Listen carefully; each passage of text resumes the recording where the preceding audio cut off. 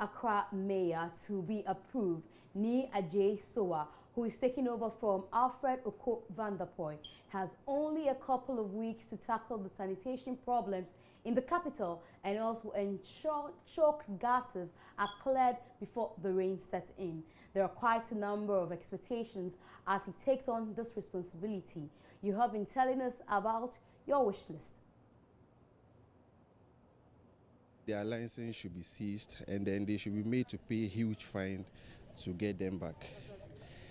Because our lives matter.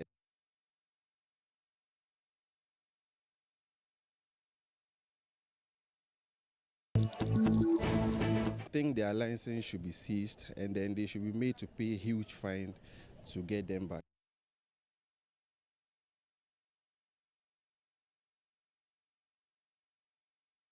All right. Okay.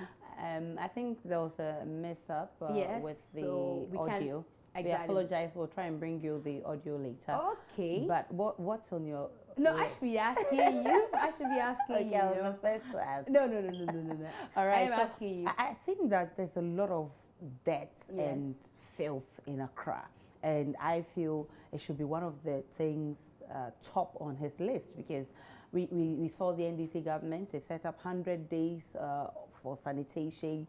It didn't work. So I'm looking forward to having this mayor bringing up some new ideas, some new strategies to ensure our city is clean. At least we deserve it. I'm sure a lot of people share in this ideal with you because Definitely. you know the city needs to be clean enough for us to enjoy living in it. So let's go see your reactions on Facebook. And Kwesi Boateng Ayepa says, I expect him to tackle the sanitation situation in Accra. I wish the whole Accra would be like the AU village or East Legon, capital city, which looks like a dumping site only in Ghana. And Prince Nuruddin Bawumia says sanitation, bylaws to check hawkers trading on pavement, education, and he should focus on nothing but the pickpocket prevention and phone sales.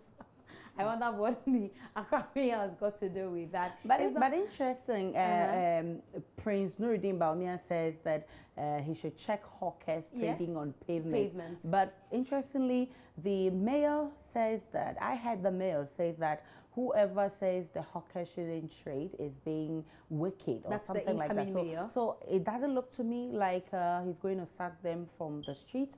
Probably he has an idea of how to deal with them. So let's see. All right, we have few days to get to know what is going to happen. But 14 people perished in a road accident at the Apam Junction in the Central Region on Sunday, leaving many family members in distress. An articulated truck reportedly crashed into a Sprinter bus they were traveling on. Sadly, the victims were said to be members of the same family. We know dozens more are in critical condition.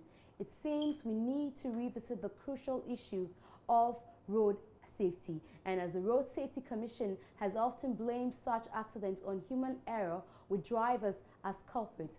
But even after such careless drivers have been killed or have killed many, they hardly receive any punishment for their crime. So tonight, we want to explore what punishment should be given to undisciplined drivers who flout road safety regulations and end up killing passengers. I think their license should be seized and then they should be made to pay a huge fine to get them back. Because our lives matter and if these things are not put in place, I think we'll keep seeing more and more of these road accidents. So their license being seized and fines taken, I think it's okay.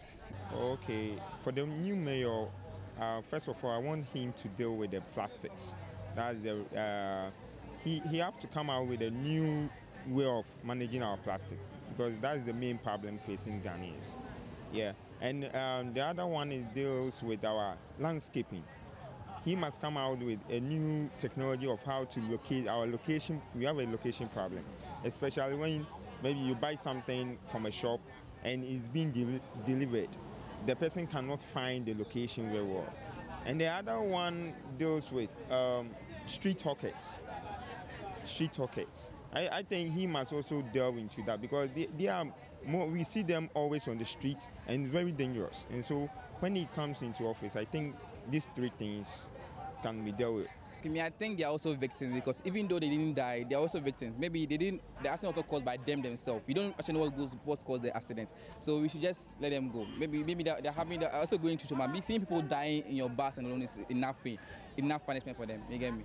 Accidents are accidents. The accidents happen all the time, and drivers are not to be blamed for the accident. So you should just let them go. At least, accidents come with psychological effects, after the post-trauma and all that. So, I mean, those are even enough sufferings for them. So I think nothing should be done. Just allow them to go. To me, I don't think it should be a punishment, because if it's a punishment, it's not going to help in any way. I think what they have to do is create a committee that will assist the drivers, or that can talk to them and give them some measures to take, as in when they are driving, some measures that will help them drive safely on the road.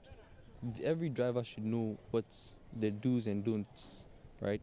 So yes, they should be sanctioned accordingly.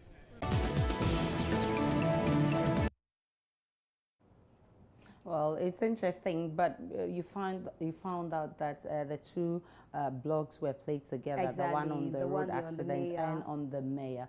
All right, I believe that a lot of messages are a lot of messages for us on Facebook. And Kwesi Puatin Aipa says, why should only drivers be punished for such acts? Our roads lack road markings, visible road signs, and gulf with potholes, and the police too are there promoting wrongdoing by taking money and turning blind eyes to wrongdoings.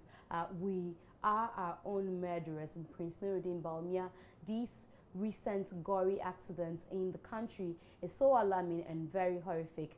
Authorities must be up and doing in order to curb this canker.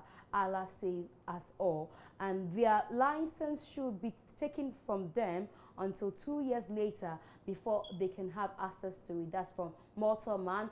And Rep Spy says they should face the law. They should be punished by the law, and also the apprenticeship should not be sold to them.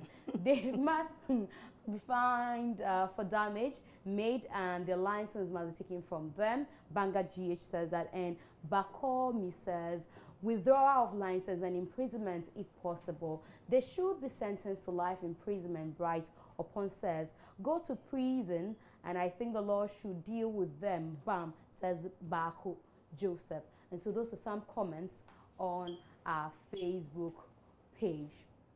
Well, it's not exactly the kind of situation you want to find yourself in, but I'm sure many of you have suffered heartbreaks at one point in your life or the other.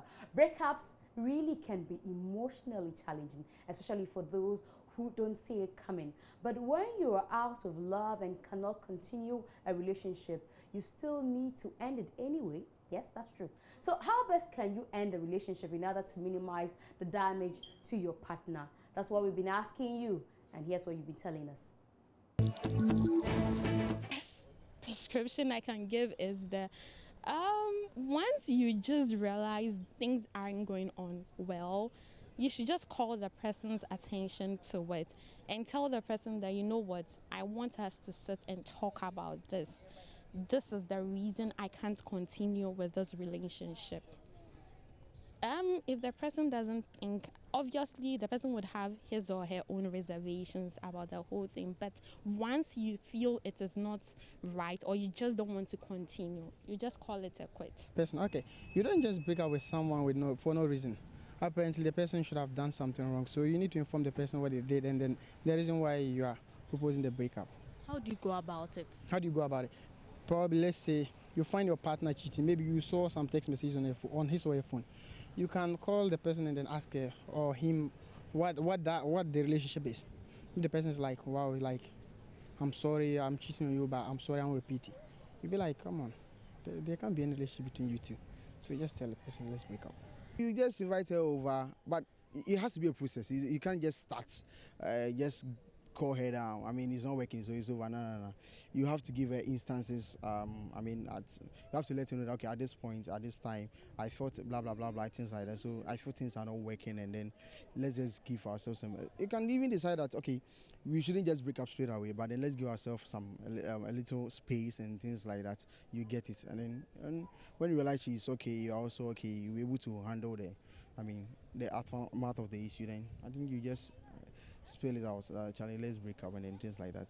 Oh, it's matters of the heart, so you have to be really, really delicate with those type of stuff. So I think that you should find a time and lay down the reasons. You should really give sensible reasons why you think that you can't go on with the relationship anymore, and come to you're mature, so you should come to a reasoning with the person. I think the person will understand it and take it the right way. How would you go about? Would you call the person? How would you do it? No, calling is not a good idea. You meet the person face to face and make up your mind, because most people, when you say face to face, they tend to fall and those things. But when you make up your mind that you want to do something, just go straight ahead. Avoid eye contact and everything, so that you just break up and know this is best for the relationship.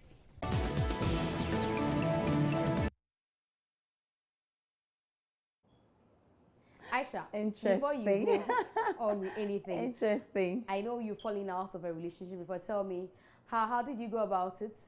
Well, it wasn't easy. Did you look at him eye to eye? It wasn't easy. Were you able to tell him?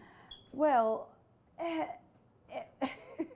it's not something you can say, because especially if you know how the person will react, and so you need to. And let me draw your attention to one message that we you're moving from what the fact is, and I hear that you do the breaking up most of the time. You call the shots. Oh no! You're wrong on that. The best way to break up with a person without pain is to use the elimination by rough tactics approach.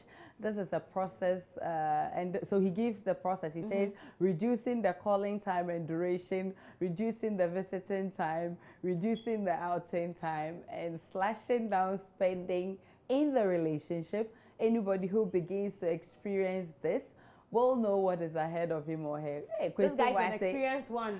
That's a wicked plan, but okay, we'll come after you and you will see how it feels. Okay, so the best way is to run away from your responsibilities, nothing else, especially festivities like Christmas, Easter, and even holidays. So Philip says it depends. If you really love each other but must break up, if the other person is a cheat, if it's a distance relationship. So he gives reasons why you should call it, quits. Well, I mean, no matter how you handle it, breaking up is not an easy thing. When the person is deemed to be heartbroken, broken heart is painful. It's very painful. Anyway.